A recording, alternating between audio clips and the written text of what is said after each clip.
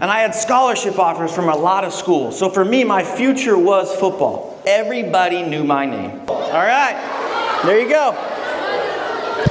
Now I've had people ask, like, Jordan, really, you like dance through the hallways? Nah, not that, right? I did perform on a cruise ship and at Disneyland though. I went to prom 9 times. 4 years at my own school and 5 times at other schools. To say that I was known across the county is not an understatement. Even school was the hot freshman. I would walk down the hallways of school and they're like, what's up, hot freshman? Okay, how's it going? Until sophomore year of high school. Okay? My family owned a lawn care company, and so I had mown lawns for my family since I was 12 years old. I did it every summer in order to help my family and make some money. Okay? So after I finished my sophomore year of high school, I'm 16 years old, and I just finished an early morning football workout, and then I went and helped my dad load up the equipment to go work for the day. As we loaded up the equipment, we pulled the trailer out of the storage unit. And in order to get out of the way, I stepped back on some sandbags, and when I stepped, I slipped. And I ended up falling on the wheels of the trailer as it popped me through the garage. In an instant, ah! So he hops out of the car and he goes, what happened? I said, don't touch me. Every test you can imagine.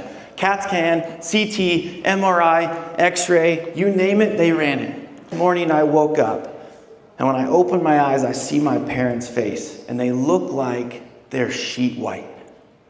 I'm like, what's going on? And it's at that moment they tell me that when I got crushed by the trailer, I had broken my spine everywhere from my armpits to my hips. And I shattered what's called my L1 vertebrae. And that shattered into my spinal column, paralyzing me from the waist down. I spent the next 6 months in the hospital and the next 1.5 years learning how to walk again. Have you ever sat on your foot and your foot falls asleep?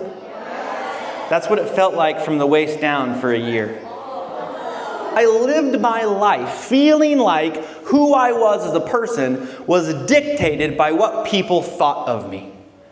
And I let it. Until I got to the point where I realized that everything that I thought I knew about myself was instantly gone. Physical was gone, my popularity was gone, my social life was gone, my mental health was gone. And then the phone calls come. Hey, Jordan, this is Coach so-and-so. Hey, man, I heard about your accident. Your coach called me. Sorry to hear about that.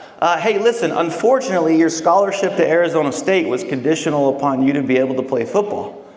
So let us know if something changes, but there's not much we can do, and you don't have the grades for an academic scholarship.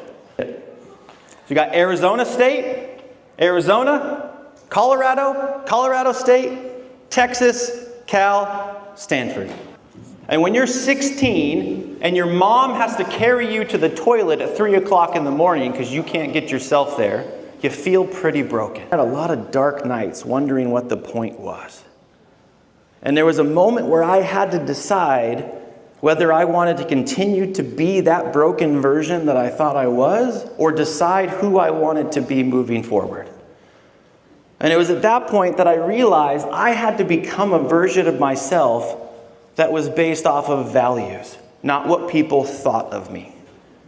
I had to rediscover who I wanted to be, what kind of values, what kind of man I wanted to be, how I wanted to live my life and treat other people. My entire identity was based off of superficial liking of other people around me. And when that went away, I was nothing. And I'm here to tell you that there is way more to you as an individual than just what people think.